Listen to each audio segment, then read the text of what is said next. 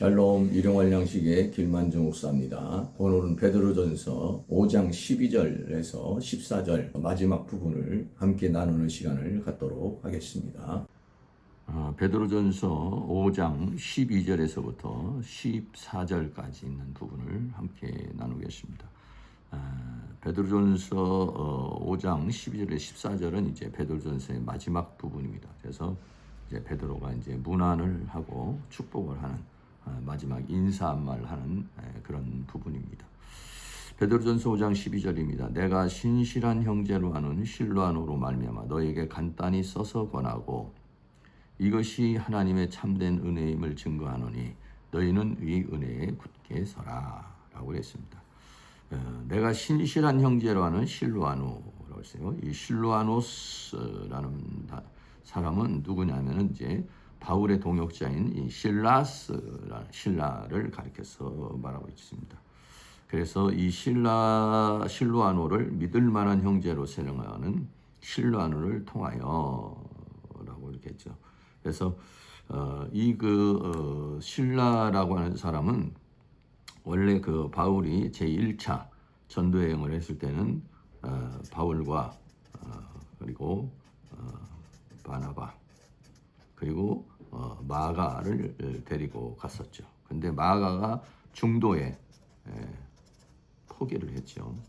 그래서 2차 전도 여행을 할 때 바나바는 마가가 1차에 중도에 포기했지만 같이 데려가자 했지만은 바울이 그를 반대를 합니다. 그래서 두 사람이 갈라서게 돼서 바나바는 마가를 데리고 가게 되고 이제 바울은 신라를 선택을 하게 되죠. 그래서 바울과 신라가 이제 그 바나바와 헤어지고 2차 전도 여행을 하게 되는데 그때 함께한 사람이 누구냐면 이 신라인 것입니다.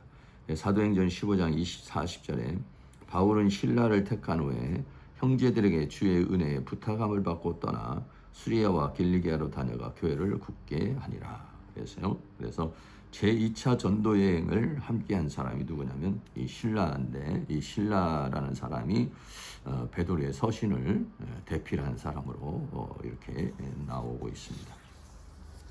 데살로니가전서 1장 1절에도 바울과 실로아노와 디모데는 이렇게 했어요. 그래서 여기서는 신라라고 말하지 않고 실로아노로 이렇게 언급되어 있죠. 하나님 아버지와 주 예수 그리스도 안에 있는 데살로가에 있는 교회에 편지하노니 은혜와 평강이 너에게 있을지어다 그랬습니다.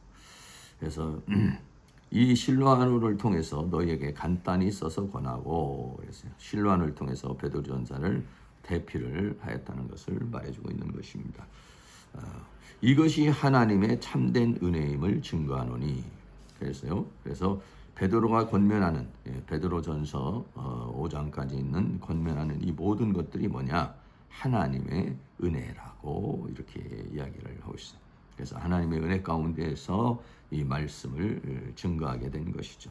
그래서 너희는 이 은혜에 굳게 서라 그랬어요. 베드로가 증거하는 그 말씀 안에서 그 말씀을 잘 받아서 하나님의 은혜에 굳게 서는 그런 삶을 살 것을 이야기를 하고 있는 것입니다. 베드로전서 5장 13절입니다. 함께 택하심을 받은 바벨론에 있는 교회가 너희에게 문안하고 내 아들 마가도 그러하니라 라고 이렇게 말했습니다. 함께 택하심을 받은 바벨론에 있는 교회 그랬어요.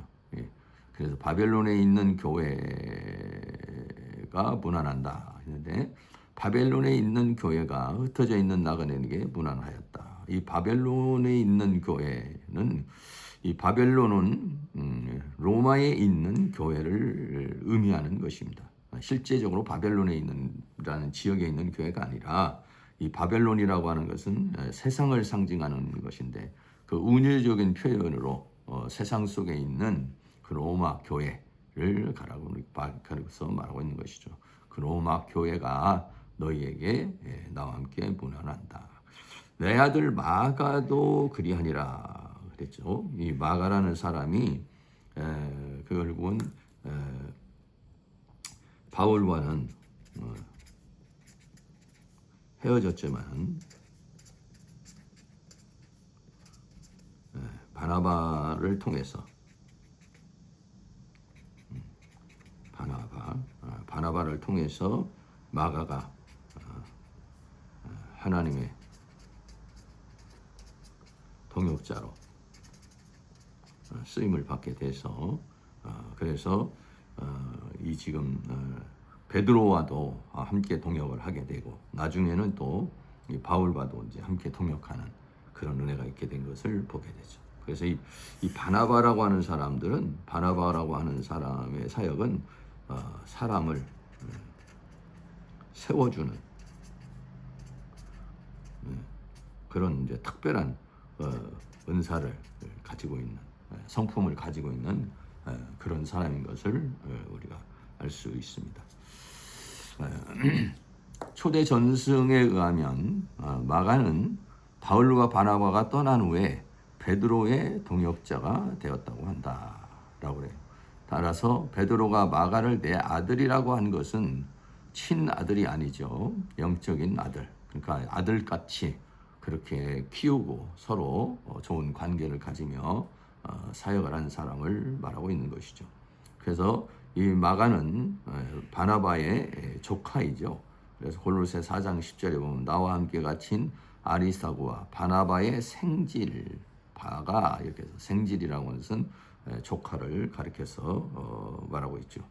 그리고 본명은 뭐냐면 요한입니다. 사도행전 12장 12절에 깨닫고 마가라 하는 요한의 어머니 마리아의 집에 가니 여러 사람이 모여 있더라 그랬죠. 그래서 이 마가의 다락방이라고 하죠. 오순절에 성령이 역사한 거지. 마가의 다락방인데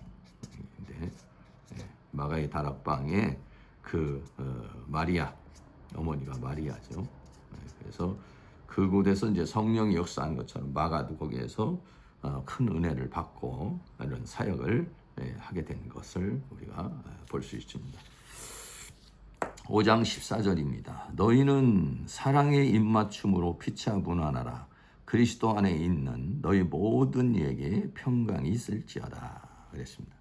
너희는 사랑의 입맞춤으로, 사랑의 입맞춤은 성도가 서로 무난하고 서로 사랑하며 서로 협력해야 할 것을 말해주고 있는 것이죠. 그리스도 안에 있는 너희 모든 이에게 평강이 있을지어다 그랬어요. 마지막으로 베드로는 그리스도 안에서 평강이 있기를 기원하였다라고 그랬습니다. 이 평강이라고 하는 것은 뭐냐면 고난과 핍박과 어려운 상황에서도 하나님께서 주시는 것을 말하고 있어요. 그래서 믿음의 사람은 하나님께서 주시는 그 은혜를 받아서 살고 하나님께서 주시는 그 평강으로 살아가게 되는 것이죠. 그래서 이 평강은 세상이 주는 평강과는 다르죠.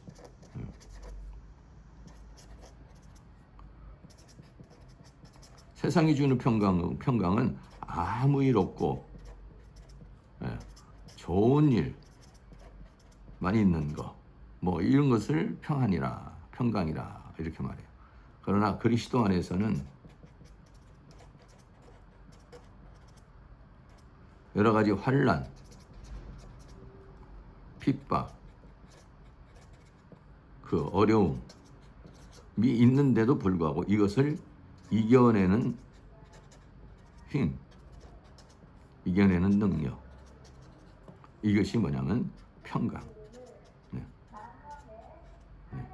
이라고 하는 것입니다. 이런 평강이 있기를 원했습니다.